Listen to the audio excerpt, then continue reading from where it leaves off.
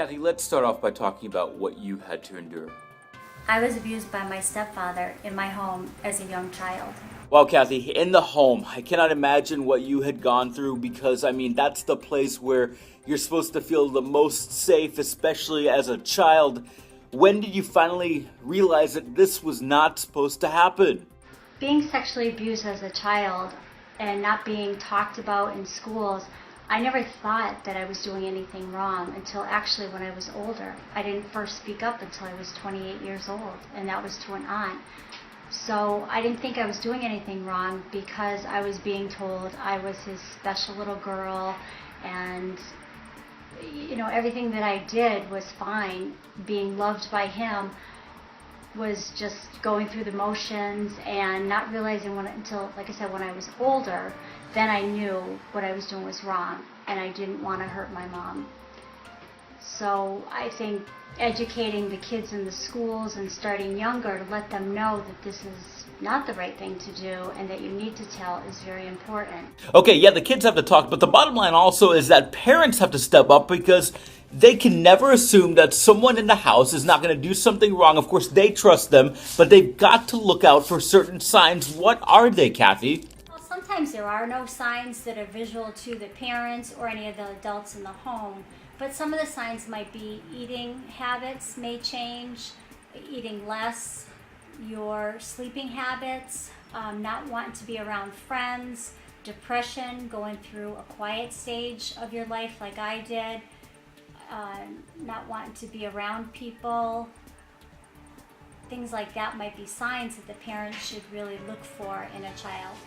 Okay, but I know what many parents are going to say. They're going to say this is a warning sign for many things. It could just be depression. It could just be not eating correctly because they are kids. Are you saying that parents have to almost borderline be paranoid to make sure something like this doesn't happen to their kids because otherwise their kids are not going to talk about it? I want the parents to be paranoid, but what I do want the parents to do is to talk to the kids. Talk to the kids about their private parts and go into detail about penis and vagina, saying those words so that the kids understand, or when somebody does touch their penis or vagina, that a disclosure is not missed by someone saying, "Ma, he touched my cookie," and then the teacher giving a cookie in replace of somebody touching her vagina. So we need to learn the proper way to talk to the kids. Tell the kids, is something bothering you? You can always come to me and talk to me. There is a proper education to do for these kids to get the word out and to protect our kids today. Kathy, you are so nice about this, but frankly, this is infuriating. You're telling me that because people want to live in La La Land and call private parts cookie, that there's miscommunication because a kid might be getting touched in their private area, but the parents think it's because a teacher gave them a cookie. We've got to get out of La La Land, and we've got to start realizing that we live in a world with terrible people sometimes around us, and that the worst can happen at home, and it can happen to your own kids. Kathy, you have been through the worst. You're really nice about it now. I know you've had time to grow, but what was the pain like? We've got to hammer this down to parents that we're not talking about someone else in some other neighborhood. This could happen to them. The part that bothered me the most was my mother knew what was happening and did nothing about it. She would go to the neighbor's home crying, and that neighbor, another adult, did nothing about it as well.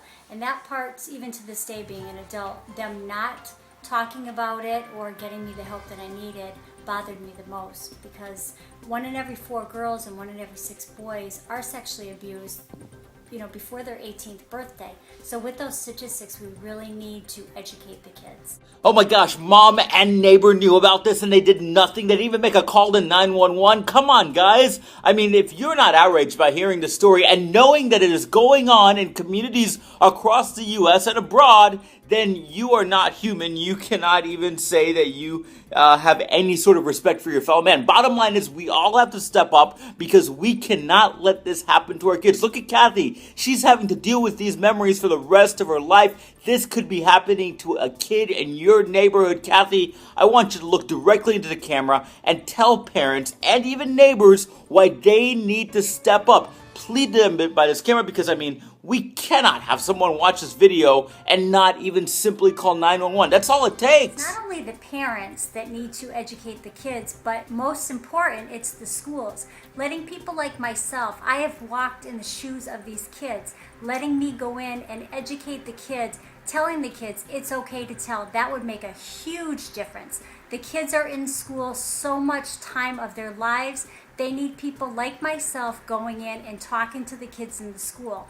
They have people that have been through bullying, parents where their kids have been bullied. They bring them into the schools. They bring in people that have been through suicide and drugs and alcohol. Why aren't the schools letting people like myself, as a survivor of sexual abuse, go in and talk to these kids? Yes, it would make a big difference.